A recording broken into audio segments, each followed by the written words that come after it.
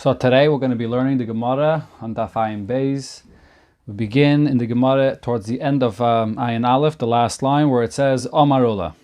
So before I begin the Gemara, let me just refresh what we learned before here in the Gemara.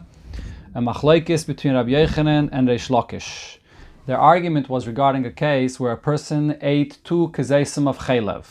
It was all behelam echad, meaning with one shaygig. But then, afterwards, he became aware there was a yediyah of the first time he ate chelev, and then there was another yediyah regarding the second time he ate chelev. Rabbi Yochanan says, because the awareness happens in 2 stages, he's chayev a separate karban chatos for each one. Although it was one shaygig, but the yediyahs are machalik the chayev into 2. Reish Lakish disagrees. Reish Lakish says, if it's one helem, it's one shaygig, it's one chayev chatos. The idea is the fact that he became aware separately about the first time he ate and the second time is irrelevant, and he's only chayiv once.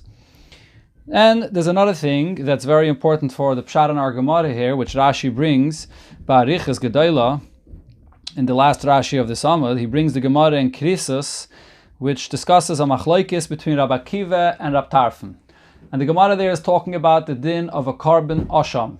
Generally, there are 2 kinds of karban ashams, which we mentioned in Ezel Makaiman, in the Perek of Ezel Makaiman, that we say before davening every day. There's an asham talui, and then there's an asham vadai.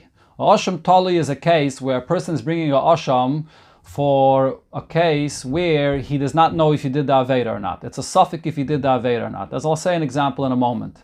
A asham vadai, there are various karbanis asham that a person has to bring for an Aveda that he definitely did. 2 examples that we're going to be speaking about today is a asham that you bring for being moyel and hektish, misusing something that belongs to hektish.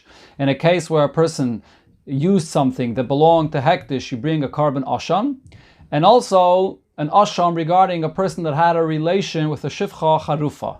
A shivcha charufa is a shivcha kananis, a slave woman that is a kananis, and she was an arusa. She's designated to get married to an eved ivri. An eved ivri is allowed to marry a shivcha kananis, and she's designated to get married to this eved ivri, and someone else came and had a relationship with her. So in that case, you have to bring a karban asham. So these are 2 examples of an asham vadai. You're obligated to bring an asham for a definite aveda that you did. Now, what's the machlokes of Rabbi Akiva and Rab Tarfon? So let's go back to the case of me'ila. A person is misusing something from hektish. So there could be a case where a person has a doubt whether he used something from hektish. He had 2 items of food in front of him. One belonged to hektish, one did not belong to hektish, and he ate one of them. He's not sure which one he ate. So there's a suffix. So in such a case, he has to bring an asham talui. He has to bring an asham which is in doubt for the aveda that he did. Okay? That's one scenario. Then there's the case where a person was moyel behektish. He knows for a fact that what he ate did belong to hektish. So now this person brought an asham talui. And when he brought the asham talui, he was unaware, he wasn't sure whether he did the aveda, whether he did not do the aveda.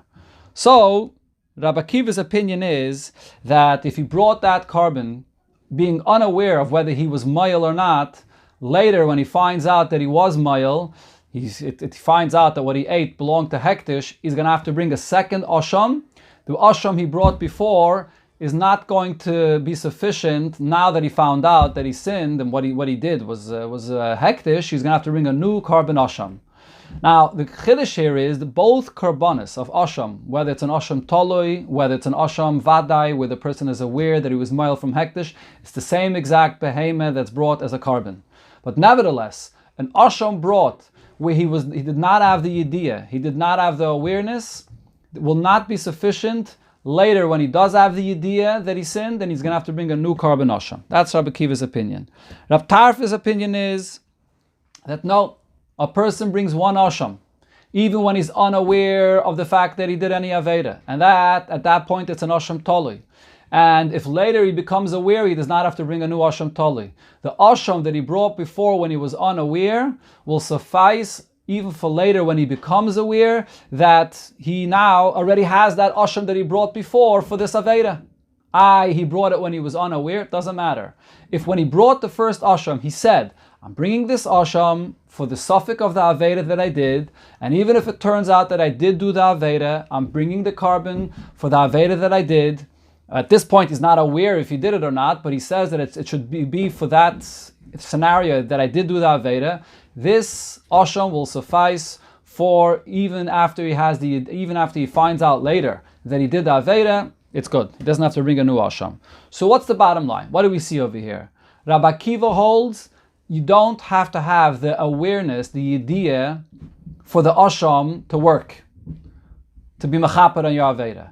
Rab Tarfon, again, you don't have to have the awareness, is the opinion of Rab Tarfon. Rabbi Akiva says you do have to have the awareness. If you brought the carbon before without the awareness, and now you bring it with the awareness, then you're going to have to bring a new carbon again. Now we can learn the Gemara inside. Now Ula said, Leman da Omar, according to the opinion, which is Rab Tarfon, Asham Vadai, loy boy yidi betchilom. When you bring an Asham Vadai, so for example, as we said in the case of Me'ila, a person has to bring an Asham for the fact that he was Moyel and Hektish, loy boy yidi betchila. That Asham will be mechaper on the Aveda, even if he brought the Asham in a stage where he was unaware that he was Moyel. And later he finds out he was Moyel.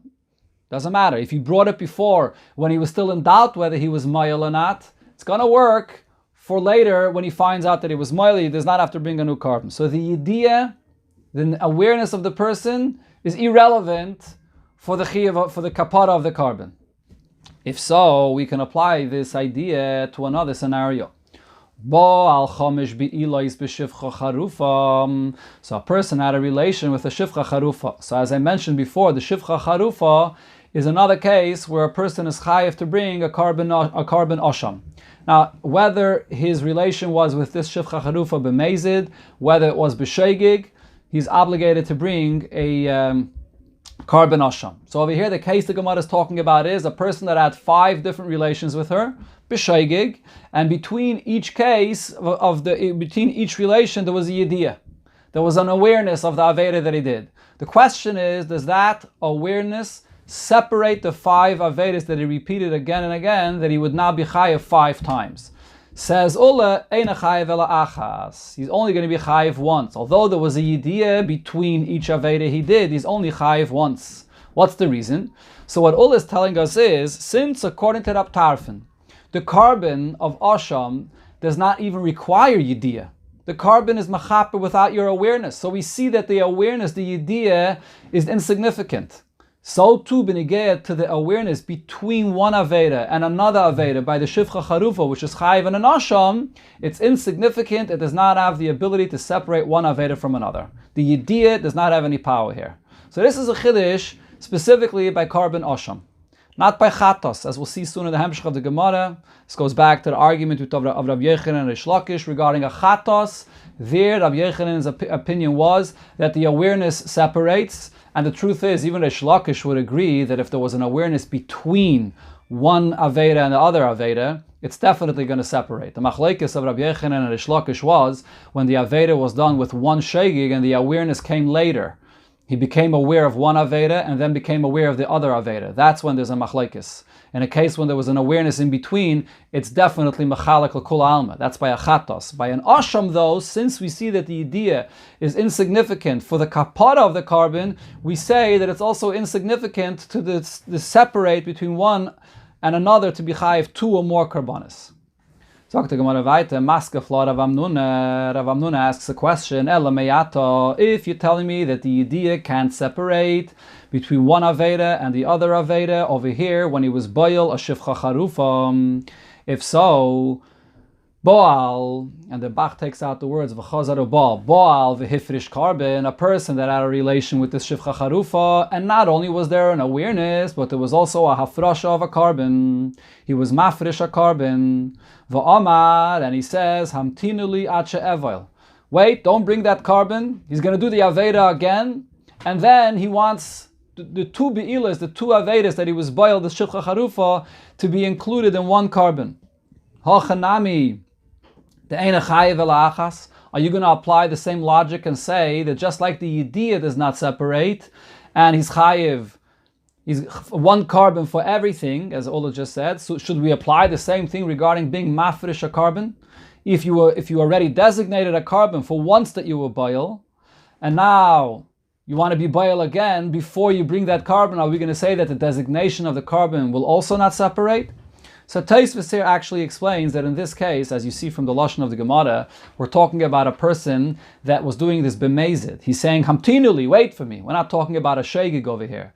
So yidiyah, the awareness, doesn't come into play over here. He was aware the entire time.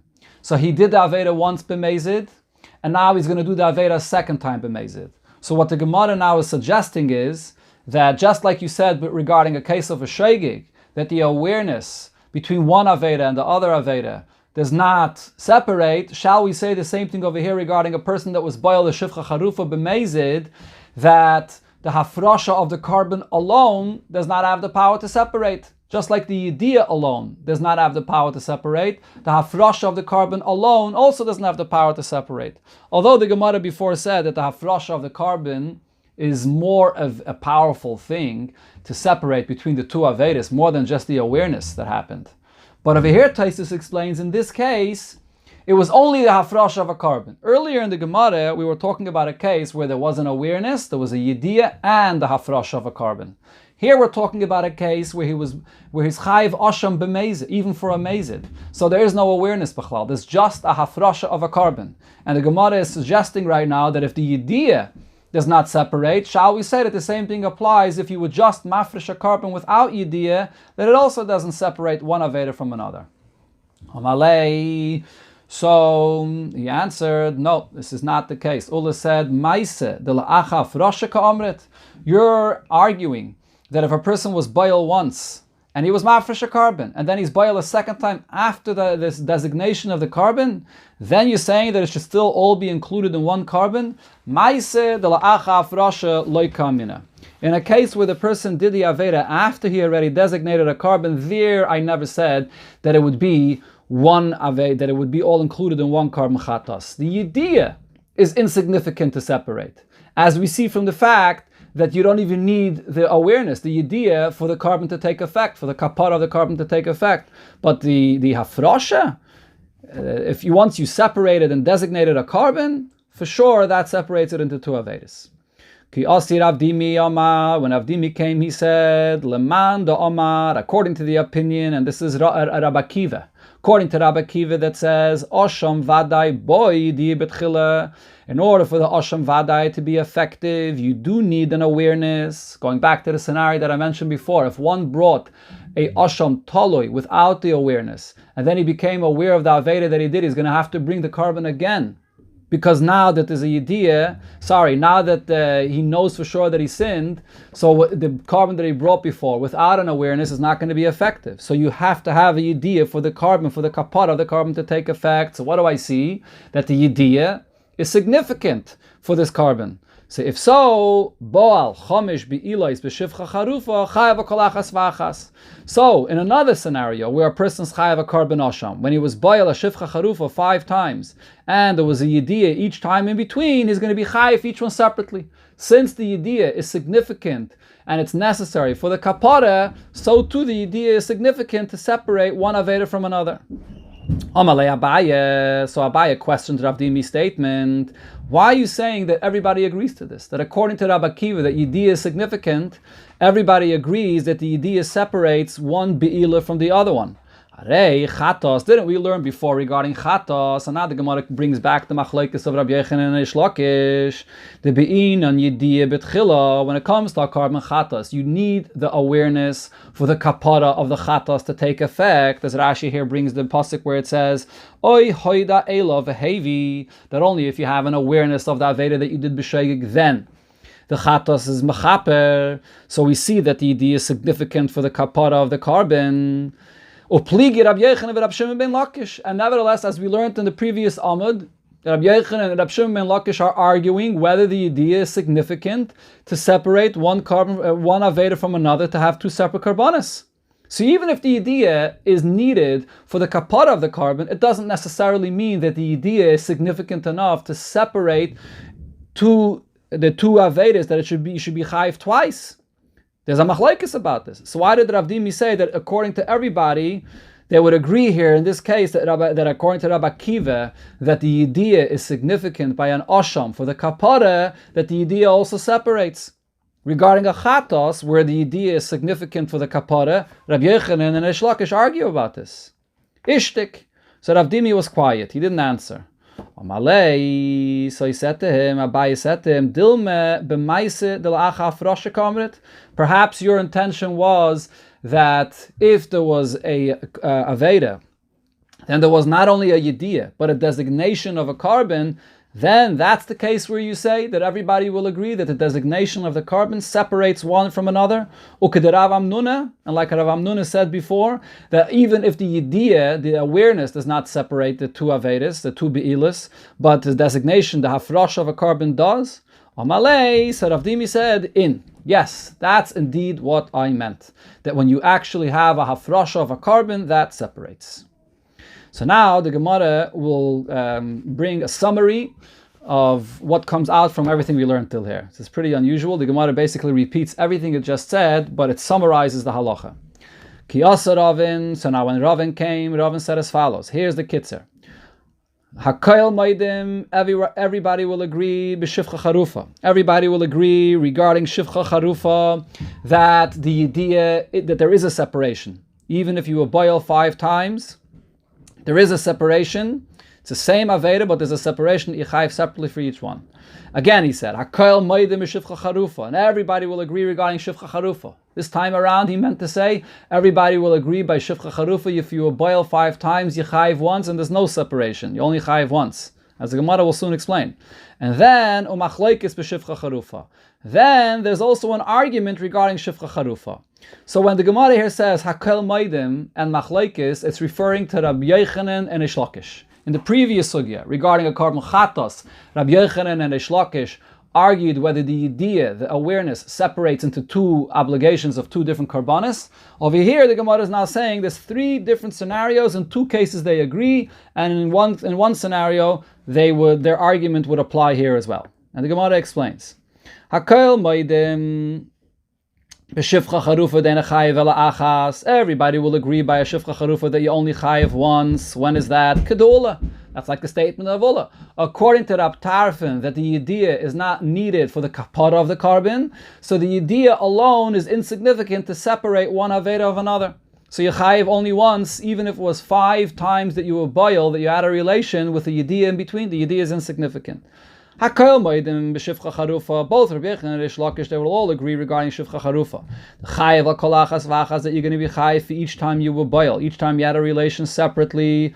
K'der Rav Amnuna, like Rav Amnuna said, when it's not only an awareness that was separating, but it was actually something else. It was a hafrasha. You already designated a carbon for one. So then, if there was a designation of a carbon, the other Aveda that follows is going to have to be a separate carbon. There, everybody agrees as well. There's no machlokes between Rabbi Yochanan and Reish Lakish.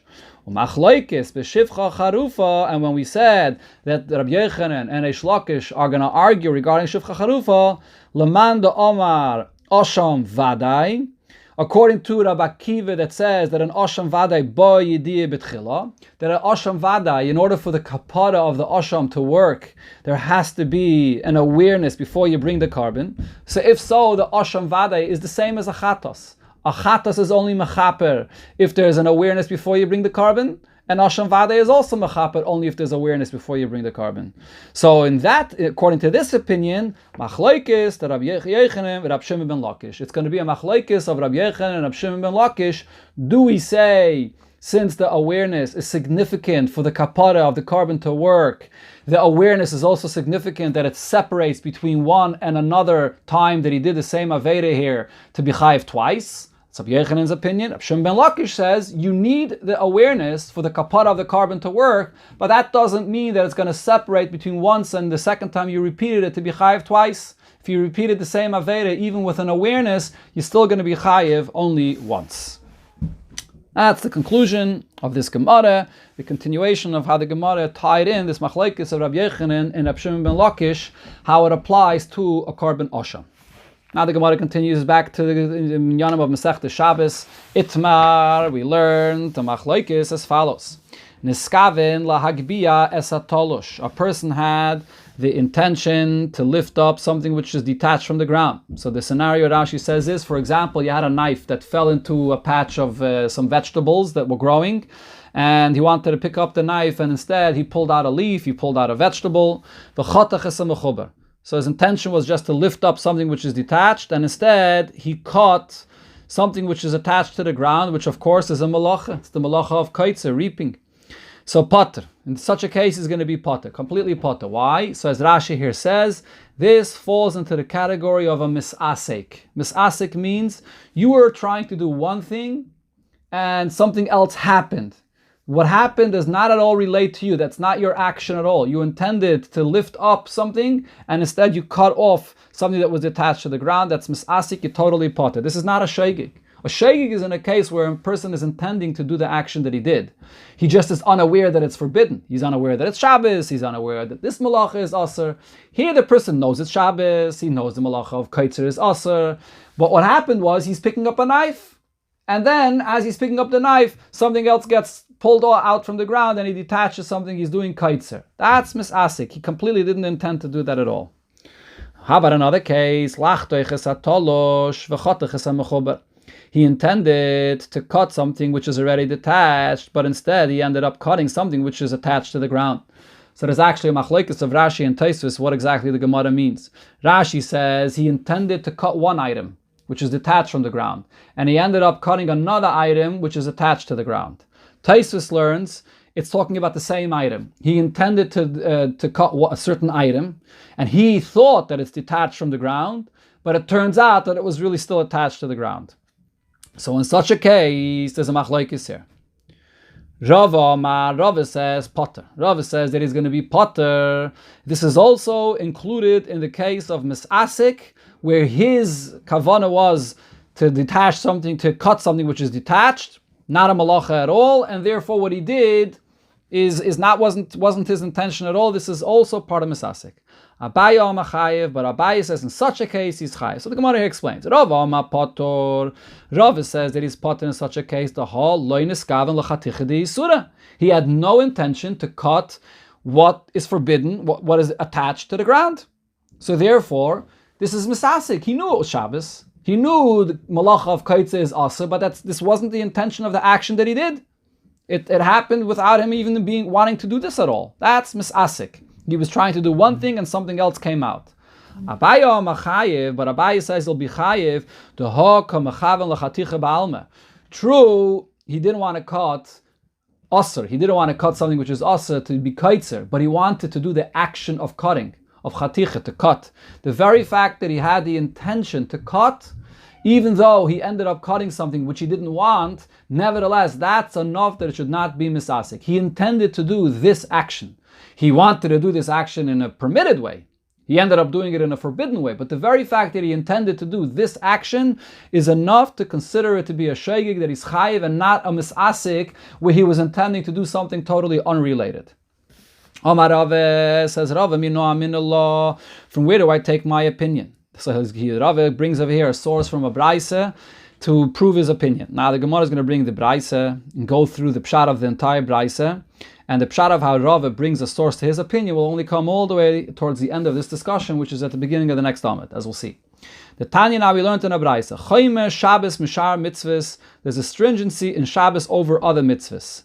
V'choyme shar mitzvahs mi Shabbos. And then there's a stringency in other mitzvahs over Shabbos. The braisa explains. Choyme Shabbos b'shar mitzvahs. The stringency of Shabbos over other mitzvahs is Shah Shabbos asa shtayim behelem echad chayav v'kolachas v'achas. That on Shabbos, if you did twice two malachas, twice behelem echad in the same shegig, you're gonna be chayav each one separately. Mashenkin b'shar mitzvahs, which is not the case regarding other mitzvahs. Behelem echad, one shegig, you chayav only once. V'choyme shar mitzvahs mi Shabbos, and you have a stringency by other mitzvahs that you do not have by Shabbos. Shebishar mitzvahs, when it comes to other mitzvahs, shagag beloy miskaven. If it was a kind of shegig where the person had no kavanah to do this, chayiv. You're still going to be chayiv. Mashen came b'Shabbos, which is not the case by Shabbos. When the person did something b'shegig without the intention to do this, he's going to be potter, which is the basis of Rava's opinion, as the Gemara will soon explain. But exactly what this Braisa means, both in the first part of the Braisa and the second part of the Braisa, has to be clarified, and the Gemara is going to go through it right now. Omamar. So let's begin with the first half of this Braisa. In the beginning it said, Chomer Shabbos mishar mitzvahs.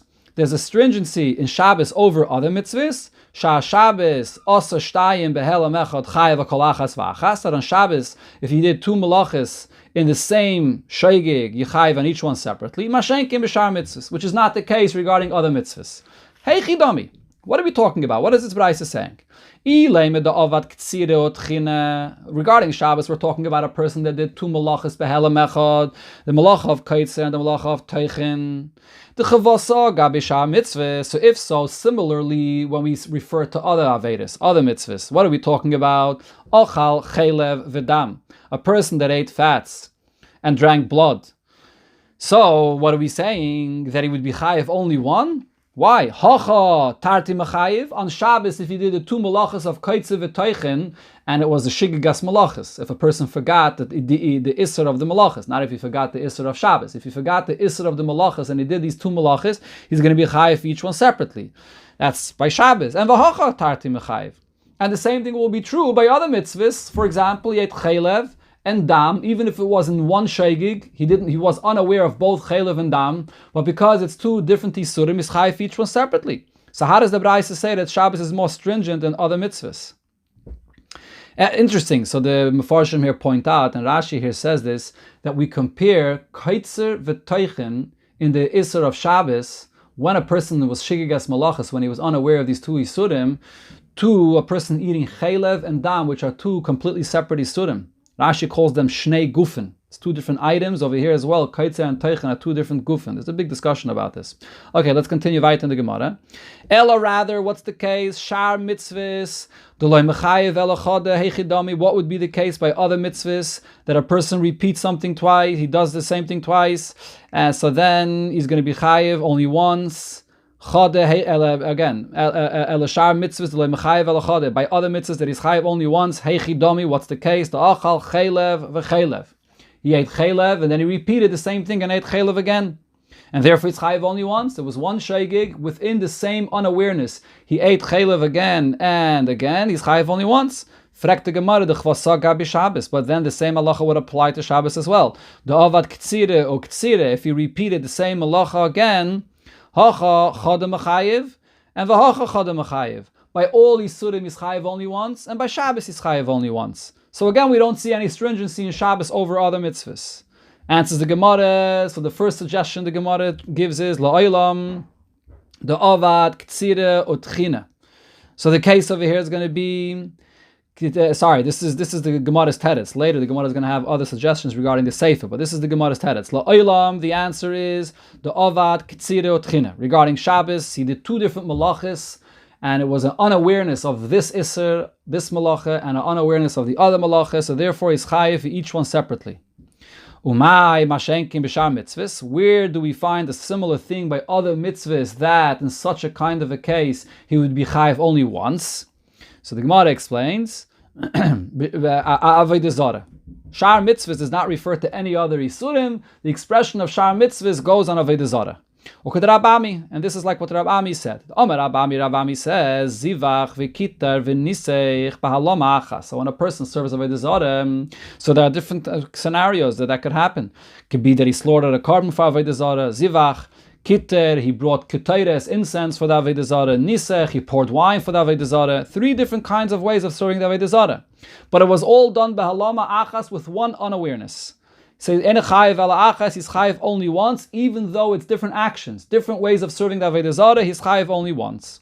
Shabbos, if you machal Shabbos with different malachas, with forgetting that this malacha is aser, forgetting that the other malacha is aser, he's going to be chayiv twice. Masha'enkim b'shar mitzvahs, referring to Avodah Zarah when he did three different ways of serving Avodah Zarah, that does not apply, and will be chayiv only once. That's the stringency of Shabbos over Avodah Zarah, that is. Now the Gemara is going to go to the Sefer. where we said that there's a stringency, b'shar mitzvahs over Shabbos. So now b'maya kimta b'avodah zarah, if you're telling me that the Reish is talking about a case of avodah zarah, same as Sefer. So let's apply now this to the Sefer and find the stringency regarding avodah zarah over Shabbos. There's a stringency by other mitzvahs, by other mitzvahs, meaning avodah zarah. If he served avodah zarah b'shegig without any kavanah whatsoever, chayiv, he's still going to be chayiv. Which is not the case by Shabbos, he's going to be potter. What's the case over here? So the Gemara is going to go through a few different options. When we say that by avodah zarah, a person served avodah zarah b'shegig without any intention, what are we talking about? If you're going to say what we're talking about is the person thinks that he's in a shul, and he bows down, he davens, and in a shul. That's where he thinks he is. And he bowed down.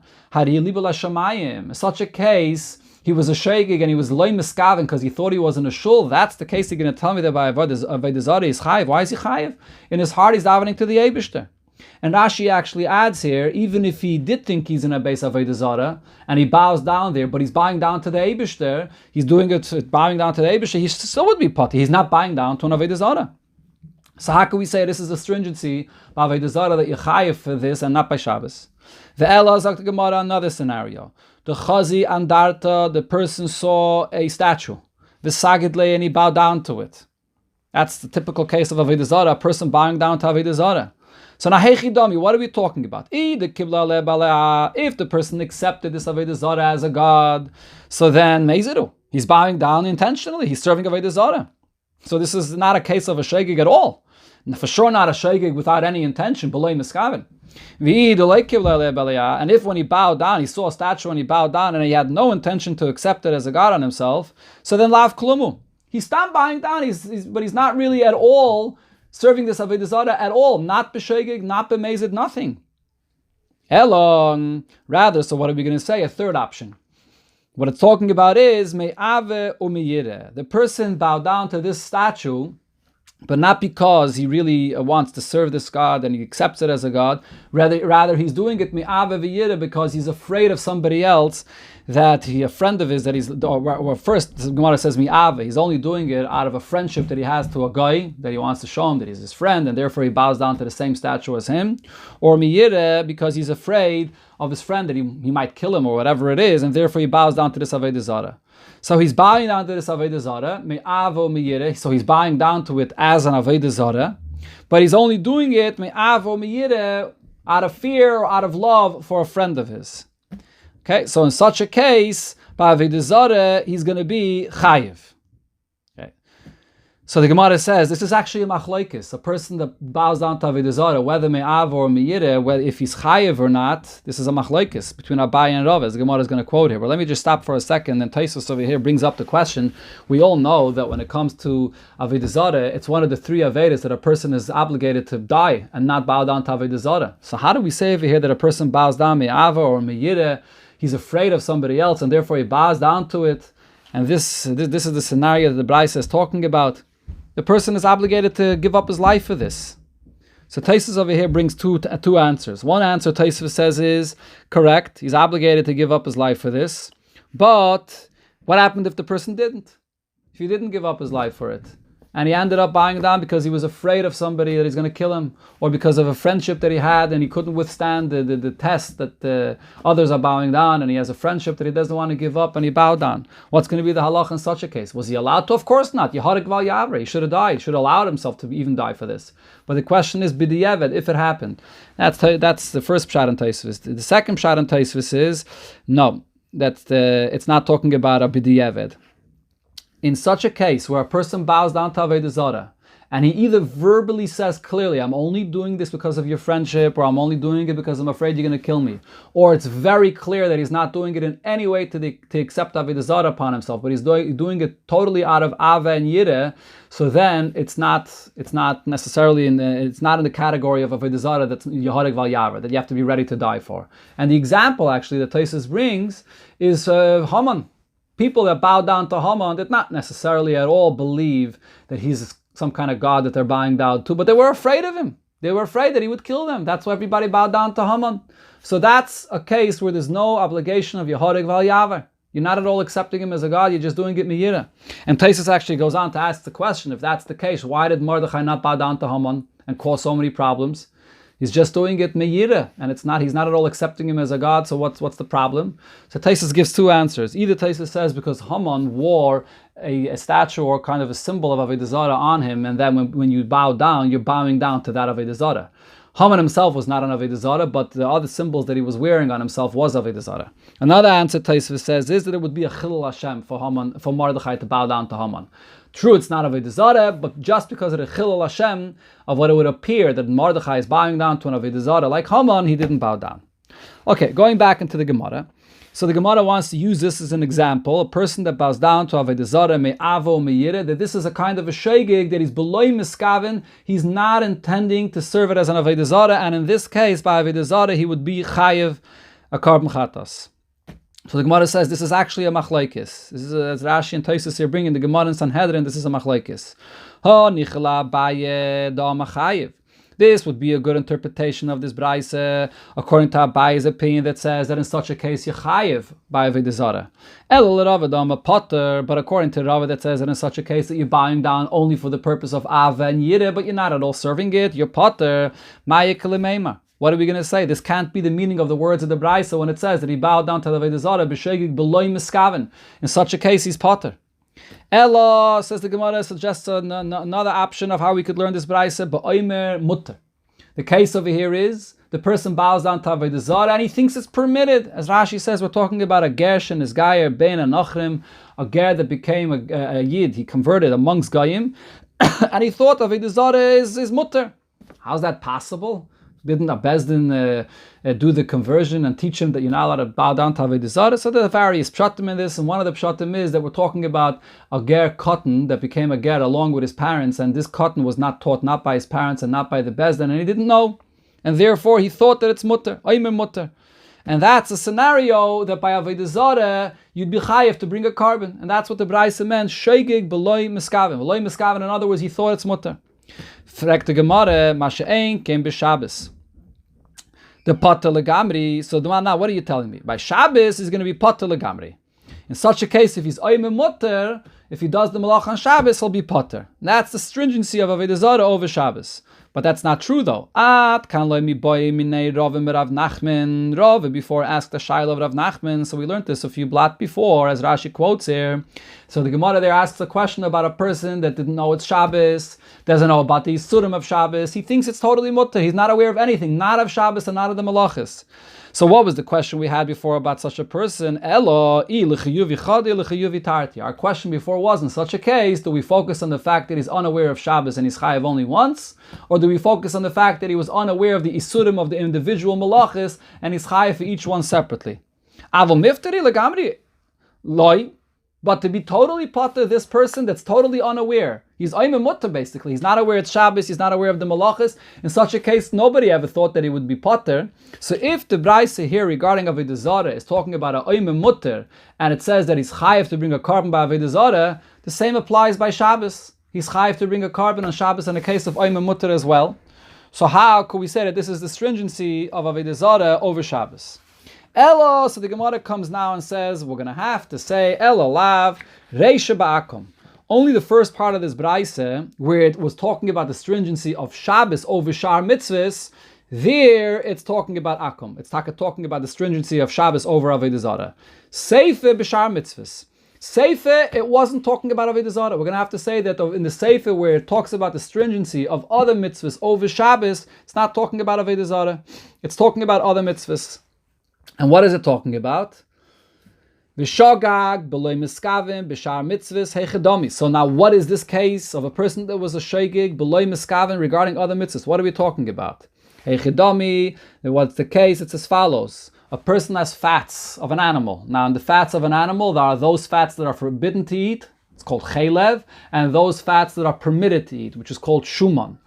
So savor shumanhu, a person eats the fats, and he thinks that it's permitted fats to eat. Va'achole, and he ate it, and it turns out that he ate chaylev. Right? So this is a case where a person intended to do one thing, and he ended up doing something else. And what's going to be the din over here? That regarding such a case, he's going to be chayiv chatos. Regarding such a case, it's going to be aser. Masha'en came b'Shabbos the potter, which is not going to be the din by Shabbos, that is going to be potter. Then eskaven lachter chesatolosh v'chotach chesamachuber. If a person wanted to do one thing, he wanted to cut what's already detached, and he ended up cutting what's attached to the ground, is going to be potter. So this is the case where there's a chumrah by shar mitzvahs over Shabbos. So let me explain this. Rashi over here explains what's the pshat over here. What's the reason for this chumrah? If a person intended to eat permitted fats, shuman, and he ended up eating forbidden fats, chaylev, in such a case he's going to be chayiv. Even though l'chayre, why don't we apply the concept of misasik, which our whole sugi began with? He didn't even intend at all to do this. He knew the isser of chaylev. He's aware of everything, but he never intended to do this action. He intended to eat what's permitted. He, by mistake, ended up eating something which is forbidden. He didn't intend to do that at all. Why don't we apply the concept of misasik here? So Rashi says the reason is because when it comes to a case where a person is nene, where you had the benefit, you ate it, the hana of the person is a reason that you become chayiv, even in a case where you, by mistake, picked up this chaylev and you didn't even intend to eat that at all. So in a case of nene, where you had hana, the petur, the exemption of misasik, does not apply. So that's a special chumrah that we find by shar mitzvahs, in the case where a person is nene, that he's going to be chayiv even if he's a misasik. And we don't apply that to Shabbos. By Shabbos, in a case where a person is misasik, where he intended to cut something which is already detached, and he ended up cutting something which is attached, he's going to be potter. And that's the leniency of Shabbos, or the stringency of the Isser of Chaylev over Shabbos. So this is the conclusion of the Gemara. This is the raya that Rav says to his opinion that I see here in this Braisa. This is the only way I could explain this Braisa. And we see here that in such a case, this is considered to be a misasik. Just like by the case of Chaylev, where the person intended to do the action of eating. He did intend to eat, but he intended to eat what's permitted. And he ended up eating what's forbidden. That's called misasik. By Chaylev, he's chayiv because he was nene, because he had anah. By Shabbos, when he intended to do the action of cutting, but he wanted to do the action of cutting something which is detached, and he ended up cutting something which is not detached, so then he's going to be potter because this is misasik. This is exactly what Rav said before. Abaye disagreed with this. Abaye said, no, he intended to do the action of cutting, although he wanted to cut something which is already detached, that's not misasik. So how would Abaye explain this? So Abaye would explain this Braisa here differently. Abaye to explain why this is not a raya to Rav's opinion. So he says as follows: Shogag b'loy miskaven heichedami. What's the case of shogag b'loy miskaven? That there is a stringency by eating chaylev. So he explains it's similar to Rava. We're talking about the case of nene, where a person ate chaylev, and because he had a no, so therefore the rule of misasik does not apply, but the case is different. Hey chidami, you know what it's talking about? The savar roiku ubaloi. He had in his mouth saliva. He thought he has saliva in his mouth, and it really was chaylev that was in his mouth, and he swallowed it. So over here, what kind of a case is this? He didn't even intend to eat. When a person is intending to eat, that's an action of eating. Saliva that you naturally swallow in your mouth is not even an intention to do the action of eating. That's the case where we're saying that regarding chaylev, he's going to be chayiv, even though he was a misasik in the sense that he didn't even intend to do the action of eating at all. But because he had anah, the rule of misasik does not apply. So this is how Abaye explains it. Again, Rava explained we're talking about a case. What's the scenario of misasik? He intended to do the action, but he intended to do a permitted action. He ended up doing the forbidden action. That also falls under the category of misasik, because he intended to do something else. He intended to do something which is permitted. Abaye says if you intended to do the action of eating or the action of cutting regarding Shabbos, that's not misasik. Even though you wanted to do something which is permitted, but you intended to do this very action, that's not misasik. Therefore, Abaye explains this braisa, the person didn't intend to do the action at all. Regarding chaylev, he just had saliva in his mouth. He didn't intend to eat. He was just naturally swallowing with saliva. That's not intending to eat chaylev or even shuma, nothing. It's just the saliva in his mouth. And he swallows it, and really it was chaylev that he swallowed. That's a case of misasik, where he didn't intend to do the action at all. Masha'en came b'Shabbos. But by Shabbos, there will be the leniency that is going to be potted, that is going to be potted in a skavin lahagibiyas atolish. In a case where a person just wanted to lift up the tolish, he didn't even intend to do the action of cutting at all, like we learned in the beginning, the case where a knife fell into vegetables and he wanted to pick up the knife, and he ended up cutting off a vegetable, potted is going to be potter. That's a scenario of Mesasik. He didn't intend to do the action at all. If he intended to do the action of cutting, even though his intention was to do the action regarding something which is permitted, and he ended up doing the action regarding something which is forbidden when it was attached to the ground, chayiv, in such a case, he will be chayiv. That's not Mesasik because he did intend to do this action.